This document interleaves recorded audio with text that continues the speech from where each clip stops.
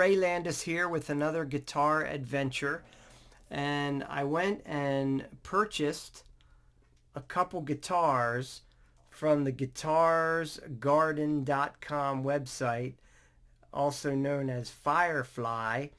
And this particular one that I want to talk with you about tonight is one of the FF, which I believe stands for Firefly ST Stratocaster type of a model. So it's got a traditional double cutaway Stratocaster type body, and it's kind of like a super Strat with a 2-point trem, and this particular one is less than $200.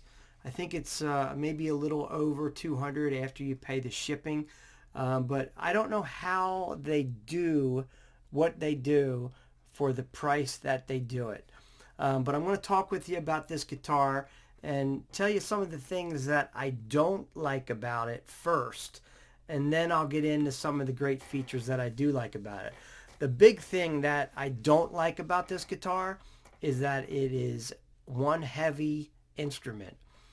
It's got to be 9 pounds or more, and that makes it just kind of difficult to handle. It's probably close to 10 pounds, maybe a little less, but that's the main thing that I don't like about it. The second thing that I didn't like about it, which I've done something about, is the fret markers. Now, I don't know if I like these particular fret markers. You can see they're kind of like an aged pearl, and these are the Giacomo fret stickers, and these are large blocks that take the place of the little tiny round dots that were on the neck originally. Now, I don't know if I like these, as a final solution for those tiny dots. But I like this a lot better because I can at least find my way around the neck. And when the light is dim, I need something that I can see to be able to make sure I don't get lost on the fretboard. But that's the second thing I didn't like about it.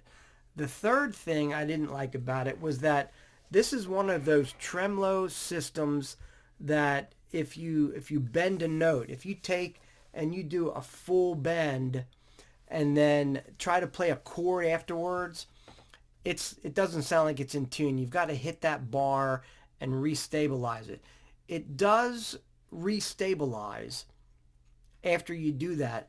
In the beginning, it wasn't like that. When I took it out of the box and started to play it, it just didn't seem like it wanted to stay in tune. So the next thing that I didn't like about it was this tuning issue. So I put Graph Tech string trees on this guitar, and I also lubricated the nut, and I lubricated the bridge saddles, and now it stays in tune better, and it seems like it's kind of, as time goes by, staying in tune better. I have 10s on here, and they stay in tune okay. And I don't mind having to hit the tremolo bar, but that was one thing I didn't like about it. The other thing that is kind of weird about this guitar, and you may or may not like it, is the texture of the wood. At first, I wasn't sure if it was real wood or whether or not this was like plastic, because it feels really synthetic. And I think they call it like a silver grain or something like that, but it doesn't feel normal. It doesn't feel like real wood. So I took the neck off and I looked inside the neck pocket. It's real wood. And it's,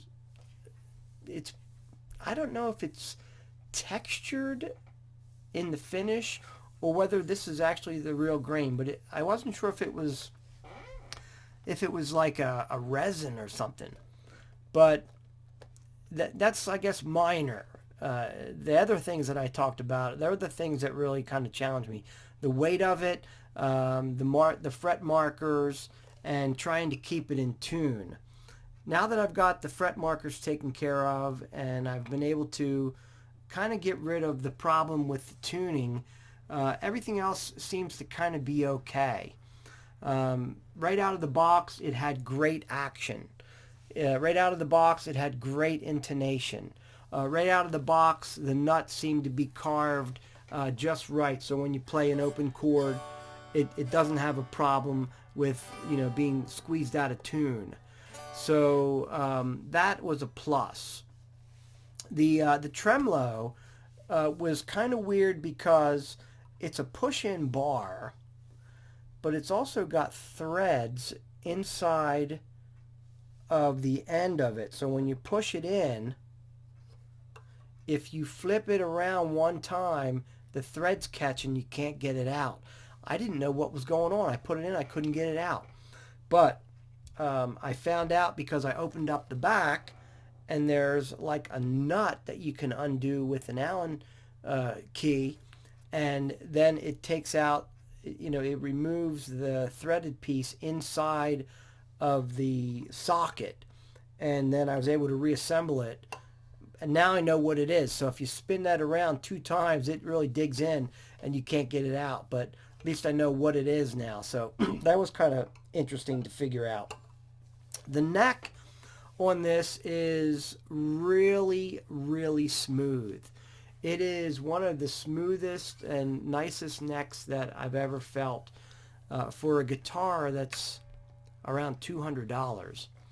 The fret ends are the ball stainless steel. I don't know if you can see that, but they are perfectly round ball ends, and they say that these frets are stainless steel. So I have no way of proving that they're not stainless steel, but they are very, very smooth.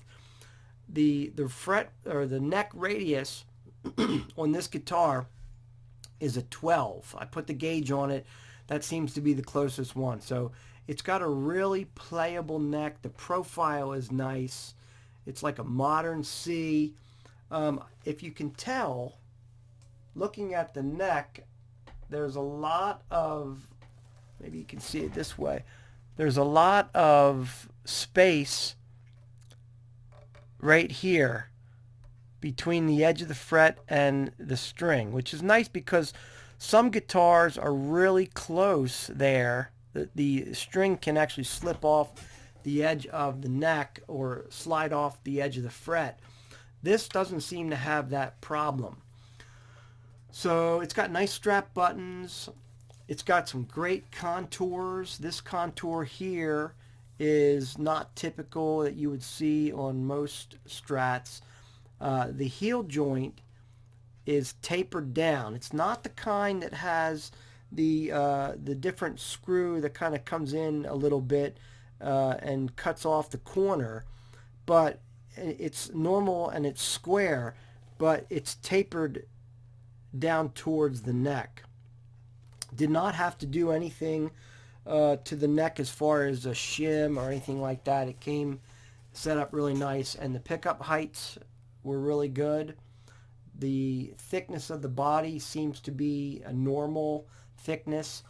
I did also change the pick guard on this because it came with a straight black pick guard. It had a film that was so challenging to get off that I actually marred the pick guard getting the film off of it. So that didn't look good afterwards. So I went ahead and upgraded the pick guard with this really cool pattern that I got from Greasy Groove. Again, one of my favorite places to get pick guards. And when I took it apart to put the pick guard on, I noticed that inside the body cavity was painted with conductive paint. Shielding paint is what I'm trying to think of. And the pots were full size, and the switch was a full size switch. So I was really impressed with that. Overall, it's really nice. Now, it's also got locking tuners, and they're really smooth and they work well. The tuning issue has nothing to do with those tuners because they're smooth and they feel good. It's to do, I believe, with the tremolo. Just those drawbacks about the weight, perhaps the neck markers, and the strange body, the way that the body feels. The guitar really is nice. I mean, I think 95% of the people who get a guitar of this type from Guitar's Garden, they're going to like it. And it's phenomenal for the price. $200 for a guitar with these features. If you bought a Fender and got these features, you'd have to probably go custom shop for one. And you'd pay, upwards of $1,500, $2,000 or more. And the name. Now, the headstock has a weird shape to it, but I'm getting used to that. There's nothing really wrong with that. It just has a different shape and look to it. And this guitar plays nice. The pickups, they say, are Alnico. I think they advertise them as Alnico 5. The way that the wiring is set up is kind of interesting because this is a master volume like normal, but this tone control works this pickup, this tone control works this pickup, and there is no tone control assigned to the bridge pickup. And there's no way in the regular conventional setup that it's designed to be, no way to split that. The coil these coils are splittable because it's a multi-wire to be able to split it if you wanted to add a switch.